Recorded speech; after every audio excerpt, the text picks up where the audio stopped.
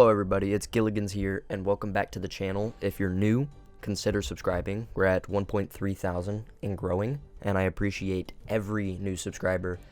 And today, we're going to be looking at RuneScape turning 25 years old. The game launched on January 4th, 2001, and right now, in January of 2026, Jagex is running the 25th anniversary celebrations. Hans and Lumbridge has a list of 25 tasks inspired by each year of the game's history, rewarding the anniversary cape and a scarf and a cake. RuneScape stands out to me at least as one of the best MMORPGs because of its accessibility, player-driven updates, and how it has kept evolving over decades. We're going to go through the entire timeline: RuneScape Classic, RS2, the HD era, and the split into RS3 and OSRS. Without further ado, let's go ahead and jump right in. It all started way back in 1998, when Andrew Gower, just a teenager, began coding what would become RuneScape. He created a prototype called Devious Mud, a Java-based game with 2D isometric graphics inspired by early online worlds. It was rough, but Andrew was not satisfied, and spent the next couple years rewriting it into a full 3D-ish persistent world. Fast forward to January 4th of 2001, RuneScape Classic launches publicly as a browser applet. No downloads needed, just Java in your web browser. You could play on any old PC with 64 megabytes of RAM. Andrew and his brother Paul were still developing it from their parents' house in Nottingham, UK. This was revolutionary, a massive open-world MMORPG accessible to anyone with internet. This pioneered the free-to-play model that would change gaming. Initial features hooked players hard. Skills like woodcutting had you slipping off trees if you overchopped, mining required prospecting rocks since they weren't color-coded, and magic/prayer were split into good and evil versions. Think Chill Bolt versus Fear Spells. Combat was click-intensive, no autocast, and there was a fatigue system to fight macros. Train too long without sleeping in a bed and typing random words, and you'd stop gaining XP. Trading used certificates for stacks of items like logs or lobsters. PvP was everywhere except safe zones like Lumbridge. It was pure chaos. You even picked a starting class like Warrior or Wizard, though that got removed in 2002, and didn't really matter. Growth exploded. Later in 2001, the Gower brothers teamed up with Constant Tedder to form Jagex. Player numbers surged, and milestones piled up. High scores launched in November of 2001, letting everyone see top ranks. The first ever 99 was Woodcutting by Everdread on August 28th, just 7 months after launch, and Blue Rose 13X followed with 99 Magic in October and Smithing in December. Key updates kept it fresh. August 13th, 2001, Wilderness was released, channeling PvP into a dedicated risk zone. February 27th, 2002, members-only expansion dropped with Oak, Yew, Magic Trees, Agility Skill, better pickaxes, and more certs. Free-to-play stayed basic on the other hand. Tutorial Island arrived in September of 2002, quests ramped up to 50 total, from Cook's Assistant to epics like Dragon Slayer and Legends Quest. Holiday events began here too. Christmas 2001 crackers dropped colored party hats, which skyrocketed in value and defined the player economy. 2003, over 1 million players have joined RuneScape at this point, but the engine could not scale. RSC proved MMOs could thrive on a budget with community focus, laying the grindy, skill-based foundation we love, but it outgrew itself. Time for a major overhaul in 2004. RuneScape 2 officially launched on March 29th, 2004 after a lengthy beta period that started way back in late 2003. Jagex first teased the new 3D engine as early as June 2002 with graphical previews and progress reports rolling out over the next year or so. The beta kicked off on December 1st of 2003 for members only. Players got their stats and quest history copied over, but items and some quests came later in phases. Phase 2 on March 3rd, 2004 brought items back fully, and by late March, free players joined. The full release copied everything over cleanly, renamed the original to RSC or RuneScape Classic, kept online for vets and people who wanted to keep playing, and turned RuneScape 2 into the main game simply called RuneScape. This was a massive technical leap. The new RuneTech 3 engine delivered full 3D graphics with polygonal models, better animations, a more dynamic camera, including vertical movement, and smoother performance on most PCs. Combat got completely overhauled. No more rigid 3-round turns, you could move, eat, or attack while fighting. The combat triangle was introduced, rock, paper, scissors balance between melee, ranged, and magic. with new features like autocast on staves, line spells for mages in PvP, special attacks on weapons, and updated attack styles. Players shifted focus. Protect from melee became key, and multi-combat areas were clearly defined. The user interface improved big time. Tabbed interfaces for friends list, magic, prayer, and options made navigation way easier. Shops, banks, and trades supported single-click quantity adjustments. Audio got a boost with more sound effects and a full music player to unlock and replay tracks. Running was added for faster travel, and new mechanics like emotes, hairdressers for custom appearances, mithril seeds for planting flowers, and higher tier trees and bows for free players expanded the world. Quests from Classic were gradually ported over. The last one, Underground Pass, hit on April 15th of 2004. First new skills arrived soon after. Slayer in January 2005 provided players with assigned monster tasks with rewards. Farming in July of 2005 with growing crops and herb lore ties. And construction in 2005 with player-owned houses. Eros became a minigame in 2005 with an iconic high-level challenge with unique armor drops. These gave high-level players fresh goals and kept the grind engaging. Player numbers skyrocketed. Millions joined as Jagex grew into a proper company with offices and more staff. Peak concurrent players hovered around 200,000 plus in the mid to late 2000s, with the game hitting mainstream popularity. It was the golden age for many. Clans dominated. Minigames like Castle Wars and Pest Control were packed, and dual arena staking created high-stakes drama and stories. Major updates defined the era. The Grand Exchange launched in 2007, revolutionizing trading by letting you buy/sell remotely without spamming a Varrock. No more standing around yelling prices. It created a true player-driven economy with prices fluctuating based on supply and demand.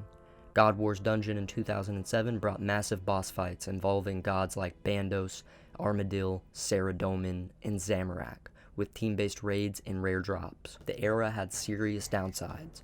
Bots and real-world trading got completely out of control. Gold farmers flooded the game, ruining economies and experiences. Jagex's response was drastic. On December 10th, 2007, they removed the wilderness as a PvP zone, replacing it with aggressive revenants, and restricted free trade.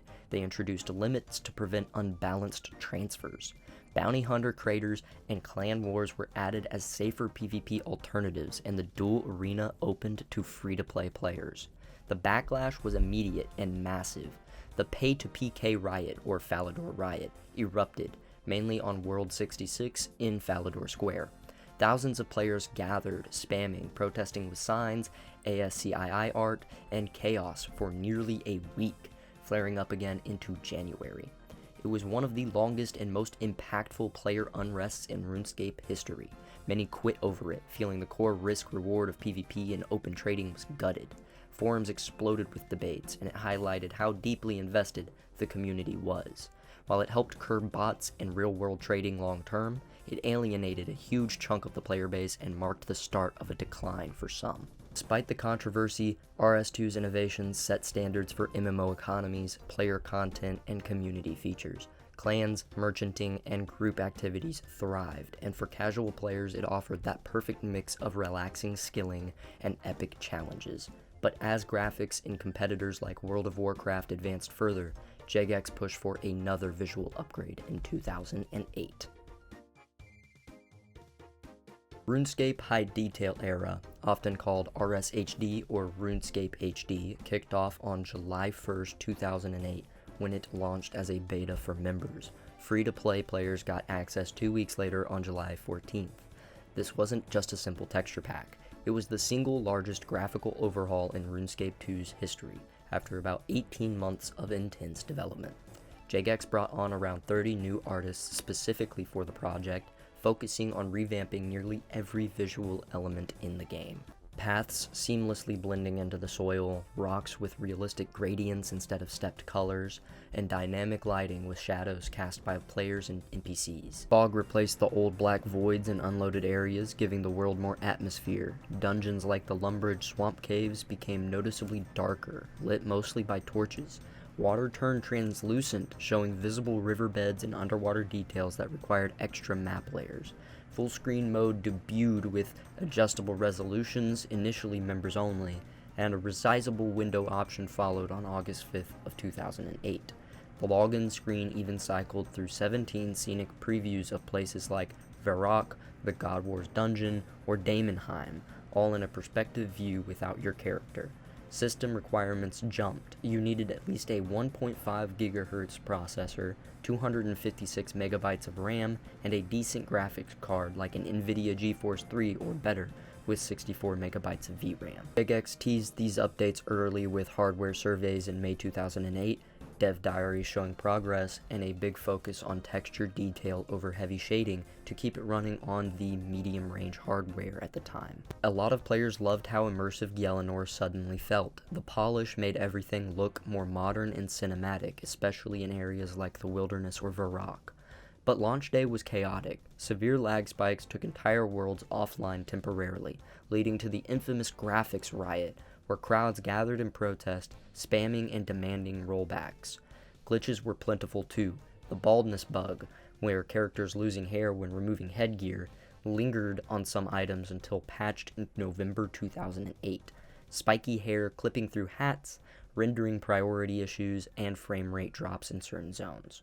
Performance tweaks came in September of 2008, and over time it stabilized, but it alienated players on older PCs. It was the last era where combat XP came per successful hit, except for magic spells. The final version with the original Romeo and Juliet quest intact, and it had a unique loading theme song, Born to Do This, plus a distinct dragon-themed loading spinner. The logo changed as well, more prominent sword, different font, no runescence enclosures around the edges. The microtransactions ramped up around this time as well, with things like the Squeal of Fortune in 2011 sparking the first big monetization debates that carried into later eras. Concurrent players still peaked around 200,000, showing the game was resilient. RuneScape HD highlighted the growing pains of keeping an aging Java game competitive against flashier MMOs. It refined player-owned houses, made combat visuals more immersive, and served as a crucial bridge, updating the look without a full engine rewrite, setting the stage for the massive fork that would come in 2013. 2013 was the year everything split. By late 2012, player frustration had boiled over, especially after the evolution of combat in late 2012 introduced action bars, thresholds, ultimates, and a more active, ability-based system inspired by modern MMOs. Many veterans who have been playing the game for a long time hated it, feeling it killed the classic click-and-wait combat they loved.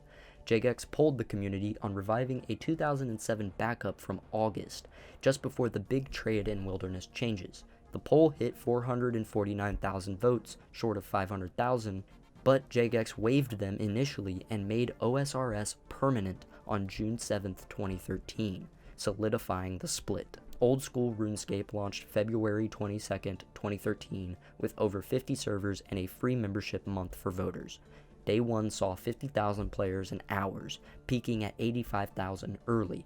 It stuck to tick-based combat, no EOC, no post-2007 skills like summoning or dungeoneering.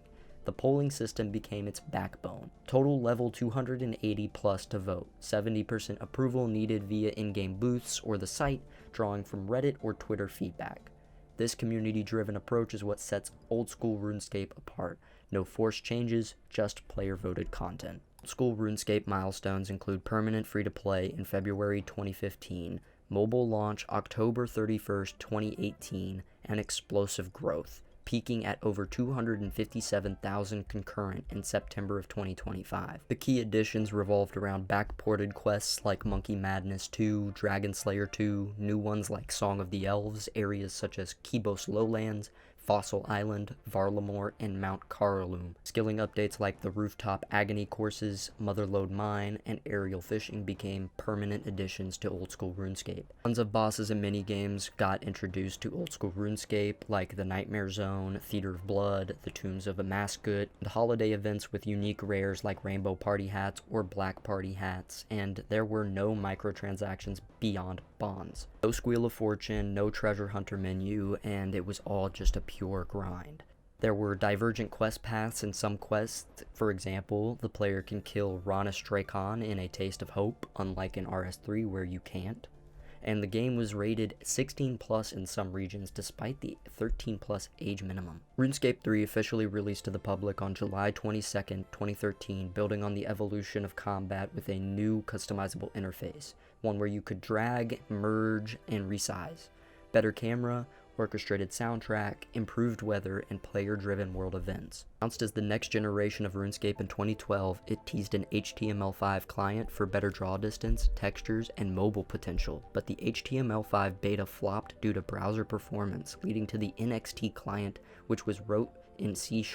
2016 would finally see the deliverance of those features and phased out Java/HTML5 completely. RuneScape evolved with new skills over time: divination in 2013, invention in 2016, and archaeology in 2020. Necromancy eventually joined the fray in 2023, becoming a completely new combat style. The game contained deep narrative quests, ongoing story arcs, and events. To mention, a lot of the features that would be added to old school RuneScape would eventually make its way into RuneScape 3 and vice versa. Of course, RuneScape 3 would not don all the features that OSRS would, such as sailing, and OSRS would not receive Nex until just a few years ago in 2022, a boss that had been in RuneScape itself since 2011. Horrid Treasure Hunter feature would be added, basically becoming a reskin of the lesser known but globally disliked Squeal of Fortune microtransaction introduced in the years leading up to RuneScape 3's full debut. This allowed players to pay outright for in-game items, boosts, and a lot of the time, outright XP and GP rewards. This made a lot of people in the community scratch their heads on which direction RuneScape 3 would follow next. New interface system, or NIS alpha testing, began quietly with a blog post somewhere around 2013, with it being released first to people with premier memberships, only obtained by purchasing the year-long membership for RuneScape. The players given the feature early would be able to send in feedback to Jagex's team directly, meaning they were able to get their players to do some free bug hunting for the staff.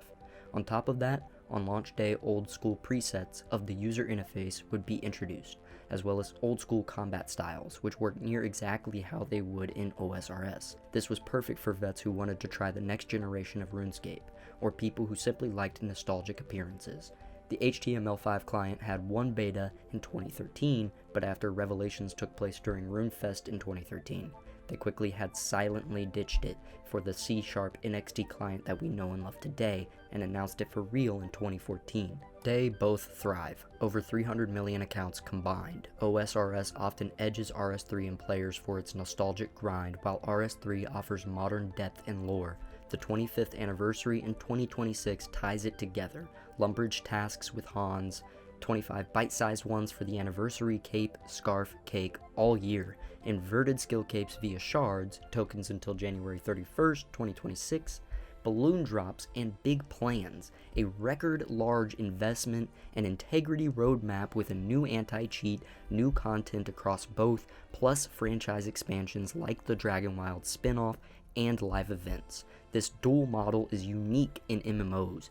Innovation versus preservation, community polls versus dev-led stories, letting players choose their RuneScape. Here we are, a quarter century into RuneScape's story, and it's still going strong. For me, this game has been more than just pixels on a screen. It's shaped how I approach gaming in general. RuneScape gave me something productive to do in my downtime instead of just zoning out. It keeps the mind occupied with those endless grinds, goals, and little decisions that add up. To be honest, that's refreshing. When I step away to play other games, whether it's something fast-paced or totally different, RuneScape ends up being the perfect palate cleanser when I come back. You can drop in after months or even years and it'll still be there waiting, no pressure, no rush, and every time there's something new, a fresh update, a new quest, or just a small change that makes running across Gielinor feel exciting again. That is one of the things I love most about it. In a world full of games that come and go, RuneScape is this constant. It doesn't demand you play every day, but it rewards you when you do. And that reliability, it's rare. It's not just me though. RuneScape has touched so many lives the same way. People have made lifelong friends here. Some have even met partners through the game, moving across countries because of chats that have started over a shared boss fight or a skilling spot. Nostalgia hits hard for a lot of players. Memories of sneaking on after school, grinding in the dwarven mines, or just hanging out in Lumbridge talking nonsense. It creates these real connections and shared history that stick with you even decades later. Why does it keep enduring year after year? Simple. It's the world's largest ongoing community-driven project in gaming. Jagex listens through polls in OSRS, feedback shaping RS3, and a real commitment to transparency with roadmaps and integrity updates. They deliver non-stop content that keeps things engaging, whether it's new skills like sailing, raids, quests, or quality of life tweaks. In an industry where indie titles can feel obscure and big games chase trends, RuneScape stands out by staying player first. It evolves without losing its soul, and right now in 2026, with the RS25 celebrations, record investment, a focus on anti-cheat and fair play, and plans for even more across both versions, it is clearer than ever that this is not slowing down. RuneScape shows us that a game can be a living world, built by and for its players. It creates lasting memories, friendships, and a place you can always come back to. If you have any nostalgic RuneScape campfire stories, I'd love to hear them, so drop them down below, and subscribe to me. Yeah, that would be great. Thank you.